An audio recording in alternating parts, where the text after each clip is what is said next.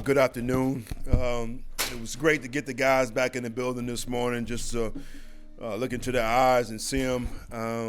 It was great to get out on the field today as well and move around. Just a few updates. I brought in Ian Scott from Central Michigan to replace Terrence Knight as assistant D-line coach. Ian Scott brings a lot of experience for his coaching and playing. He played for myself and Don Johnson in Chicago as well as San Diego when we were at the Chargers. So glad to have him aboard. And I'm sure you guys have heard, Baker has been, released. We had a conversation today. I talked to the guys about, Sam will be the starter this week against Seattle, and PJ would be the backup. And Baker has been nothing but a professional since he's been here, a complete pro. Tremendous respect for him. As he and I had a conversation, I talked about, my decision at the time to go to Cleveland was all based off him and their offense and having an opportunity to be, with a productive team that I felt could move the ball. This is a tough business. And sitting in this seat, it's a tough decision on my part, but it was something that I felt like was the best move for the team moving forward. So with that, I'll take your questions. Did he ask to be released after you said you'd be rolling with PJ and Sam? Yes. He felt and we felt we wanted to give him again, an opportunity to be able to seek whatever him and his agent felt would be the best for them. He has been nothing but a professional for us, so I wanted to extend that courtesy. That all occurred in the Monday meeting. He asked for his release. It all occurred today, yes. Mm-hmm. What went behind your decision to make PJ back up over Baker? I'm just looking at the body of work, the last couple of weeks, and I felt like, PJ has been productive when he was in there starting, like what Sam did, last week, having the opportunity to come back in and showcase his talent. So that was my decision.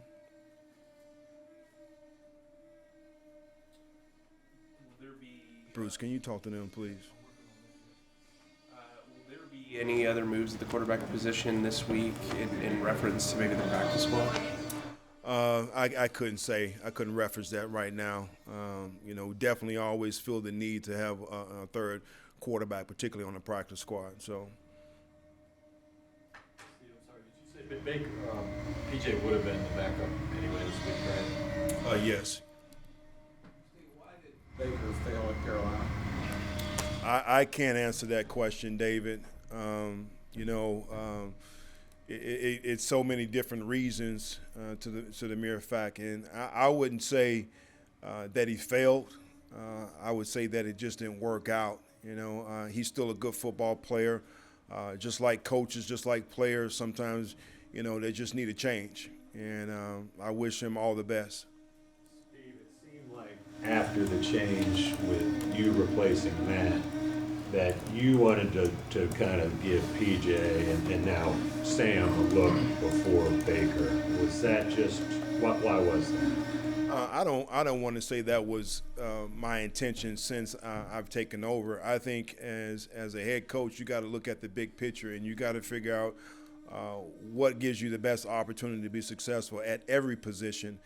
And when you look at the body of work, I felt like, again, giving PJ opportunity at that time, he got hurt. And then Sam not having a chance all year, particularly being hurt with the high ankle sprain coming out of, training camp, with his talent level that I feel like he has and his ability to be able to throw the ball, I wanted to give him an opportunity, which I did last week. So it was nothing, in regards to Baker in essence.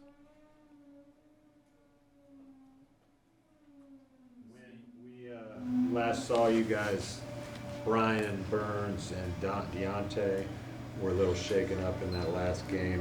What's their status as you get back from the bye? I would have a better update on Wednesday, but from the bye week, those guys did a great job for us, their treatment, and I expect them to be ready to go this week. Steve, what's the message to the team coming off the bye week with these last 5 games to go and you guys being close to the top of the division still? The message is we still keep it one at a time. You know, as I talked about a couple of weeks ago when we finished that game, we have to go do something that we haven't done all year, which is win on the road, you know, and have an opportunity to be able to win back-to-back games. So that's our focus this week. You know, Seattle's playing well. All right, they pushing for the playoffs. And if we want to be in that caliber, in that conversation, you know, we have to create that playoff mentality mindset, you know, and going out there to play over the years, being in that division with Seattle and being here in Carolina, having these different battles, it's a very tough place to play. You know, it's loud in there. So we've been talking about, you know, that mindset starting today, that we're going to have to be able to go out there and face that challenge. That was the only staff move you made, Steve, with Ian. Yes. What can you tell us about Seahawks moving ahead? What do you see on tape? I'm sure you looked at them. What do you think about that? Well, I think, you know, Gino is doing an excellent job, you know, just running the offense. You know, those guys do a lot of great things.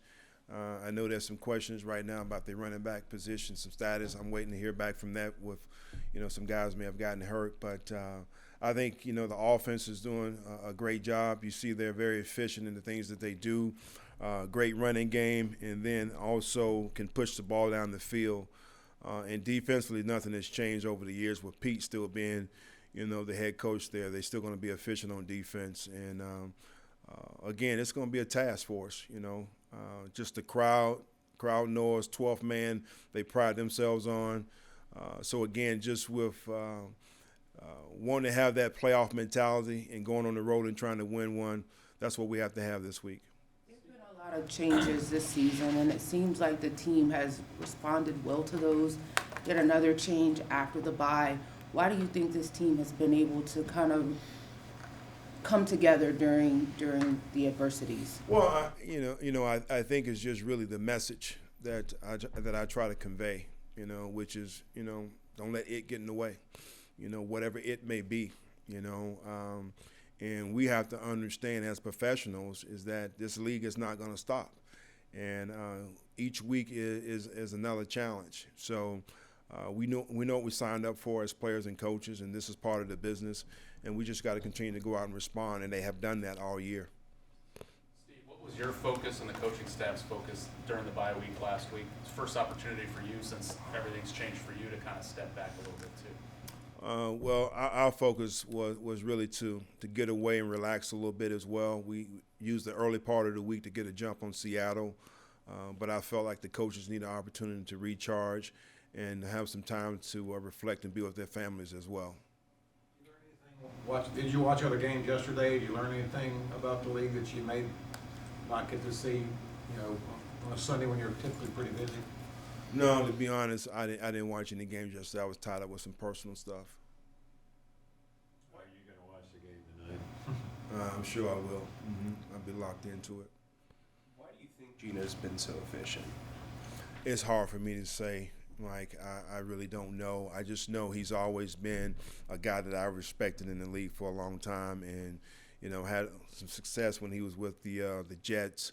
And, again, they're using him in the right way. He's extremely athletic and talented to be able to get outside the pocket and use his feet and to make some plays out in space. So, and he throws a great ball. So I can only, you know, just go off what I see on tape. Use the expression playoff mentality. What does that look like, and have you seen that here in recent weeks? What it looks like is a team that's resilient in their approach each and every week, which I've seen our preparation. You know, I just told the guys I'm not worried about our preparation. We've had excellent, exceptional preparation each week. what we got to create is that mindset, understanding that when you go in a type of element like this, not being able to hear each other out there, you got to over communicate. Make sure you don't beat yourselves in situations. You see teams going out there getting a lot of penalties because they can't hear. So it's creating an environment that that you see in the playoffs. You know, that kind of crowd noise. Again, their team is playing well right now, so that's the reason why I talked about, you know, playoff mentality. Do you think this could be a playoff team? Of course I do. You know, but our mindset is not, you know, what can happen at the end. It's really trying to take care of each day, and our mantra is still the same: you win the day. And you know, once we do that, you know, we'll look at the end and see where we are.